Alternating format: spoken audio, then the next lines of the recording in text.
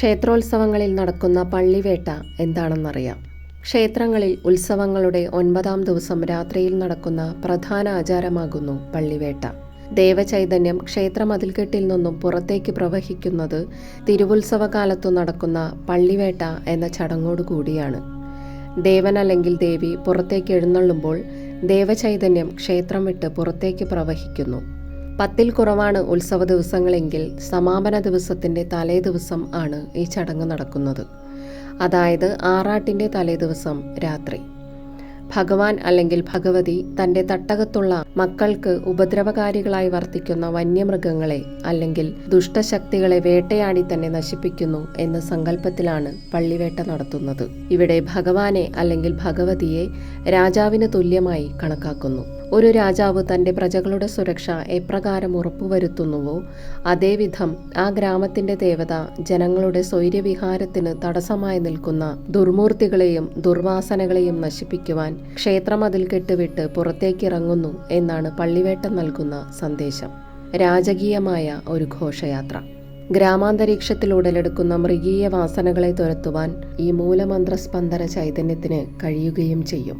ദേവൻ വന്യമൃഗങ്ങളെ വേട്ടയാടുന്ന പള്ളിവേട്ട എന്ന ചടങ്ങിന്റെ സാരവും ഇതുതന്നെയാണ്. വിവിധ ക്ഷേത്രങ്ങളിൽ ആചരിക്കുന്ന വിധങ്ങളിൽ ചില വ്യത്യാസമുണ്ടെങ്കിലും പൊതുവെ പള്ളിവേട്ട നടത്തുന്നത് ഈ വിധമാണ്.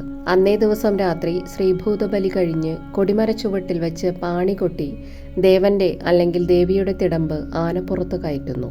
ദേവൻ വേട്ടയ്ക്കിറങ്ങുന്നു എന്ന് ഭൂതഗണങ്ങളെ അറിയിച്ച് അനുമതി നേടുന്നതിനാണ് പാണികൊട്ടൽ ചടങ്ങ് നടത്തുന്നത്. ശേഷം വാദ്യമേളങ്ങളോടെ തിടമ്പേറ്റിയ ആനയെ പുറത്തേക്ക് എഴുന്നള്ളിക്കുകയാണ്. വേട്ടയ്ക്കായി കാട്ടിലേക്ക് പോകുന്നു എന്ന സങ്കല്പത്തിൽ കുറച്ച് അകലം മാറി ഒരു സ്ഥലം ഒരുക്കി വച്ചിരിക്കും. ആ സ്ഥലത്ത് പന്നിയുടെ രൂപം വാഴപ്പിണ്ടി കൊണ്ടോ വൈക്കോൽ കൊണ്ടോ നിർമ്മിച്ച് പള്ളിവേട്ടയ്ക്കായി തയ്യാറാക്കി നിർത്തിയിട്ടുണ്ടാകും. വാദ്യമേളങ്ങളുടെ അകമ്പടിയോടെ ഭഗവാനോ ഭഗവതിയോ അവിടെ എത്തുമ്പോൾ തന്ത്രി ബലി തൂവി ചടങ്ങ് ആരംഭിക്കും. പിന്നീട് ശംഖ വിളിച്ച ശേഷം വേട്ടയ്ക്കായി നിയോഗിക്കപ്പെട്ടയാൾ പന്നിയുടെ മേൽ അമ്പെയ്യുന്നു.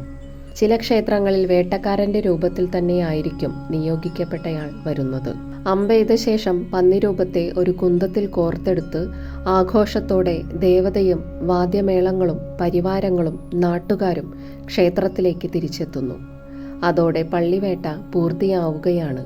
പള്ളിവേട്ട കഴിഞ്ഞ് തിരിച്ചെത്തിയാൽ പള്ളിക്കുറുപ്പ് എന്ന ചടങ്ങാണ് നടക്കുക. പള്ളിവേട്ട കഴിഞ്ഞ ദേവൻ വിശ്രമത്തിനു വേണ്ടി ഉറങ്ങുന്നുവെന്ന് സാധാരണ കരുതുന്ന ചടങ്ങ് തന്ത്രദൃഷ്ടിയിൽ ക്ഷേത്രമാകുന്ന യോഗീശ്വരന്റെ സമാധിപദത്തിൽ എത്തിച്ചേരലാണ്.